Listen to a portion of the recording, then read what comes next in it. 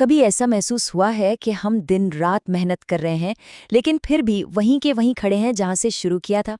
आज हम इसी पहेली को सुलझाएंगे और समझेंगे कि मेहनत से भी ज्यादा जरूरी सही दिशा क्यों है। ये एक कड़वा सच है और शायद हम सब ने कभी ना कभी इसे महसूस भी किया है।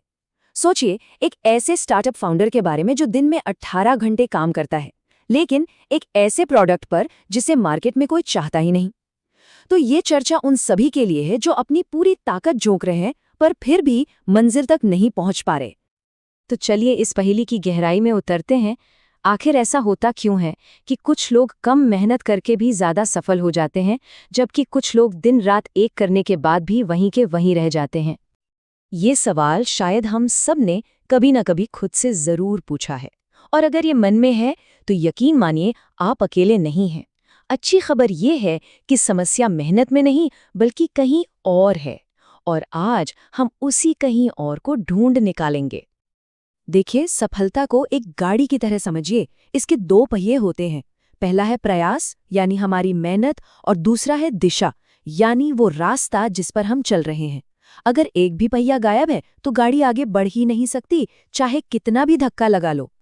चलिए अब इसे कुछ और मजेदार उदाहरणों से समझते हैं कि जब मेहनत तो पूरी हो लेकिन दिशा का कोई अता पता ना हो तो होता क्या है।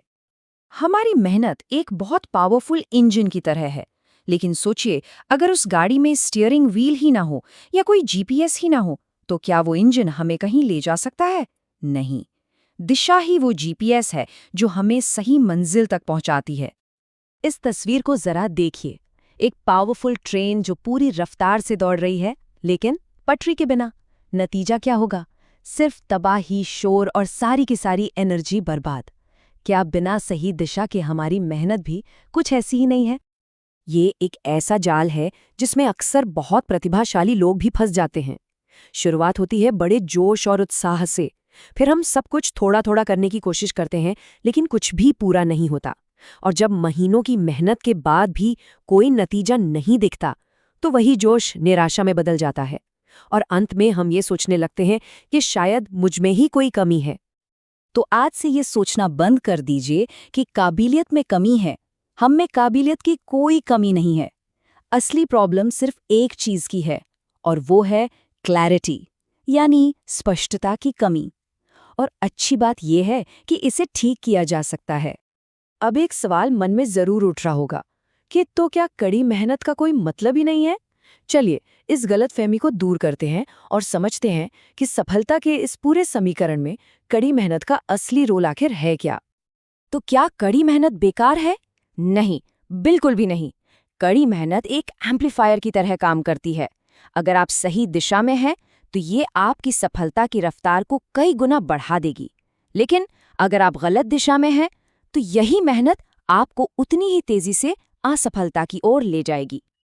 ये स्लाइड पूरी कहानी को एक नज़र में साफ कर देती है। अगर दिशा गलत है तो जितनी ज्यादा मेहनत होगी उतनी ही तेजी से हम नाकामी के करीब पहुंचेंगे, लेकिन अगर दिशा सही है तो थोड़ी सी कोशिश भी हमें लगातार आगे ले जाएगी। चुनाव हमारा है। ठीक है, तो अब तक हमने प्रॉब्लम को तो अच्छे से समझ लिया है। अब बात करते हैं सॉल्यूशन की, एक ऐसे फ्रेमवर्क की जिससे हम अपने लिए सही दिशा तय कर पाएंगे। देखो, सही दिशा का मतलब सिर्फ एक मंजिल तय करना नहीं होता। इसका मतलब है कि इन 3 सवालों का जवाब एकदम साफ होना चाहिए। असल में हमें चाहिए क्या, उसे हासिल करने का सबसे असरदार तरीका क्या है, और हमारा पहला, दूसरा और तीसरा कदम क्या होगा।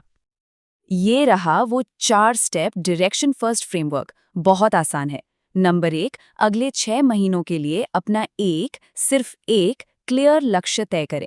नंबर 2, उस लक्ष्य को पाने के लिए जो सबसे जरूरी स्किल है उसे पहचानें।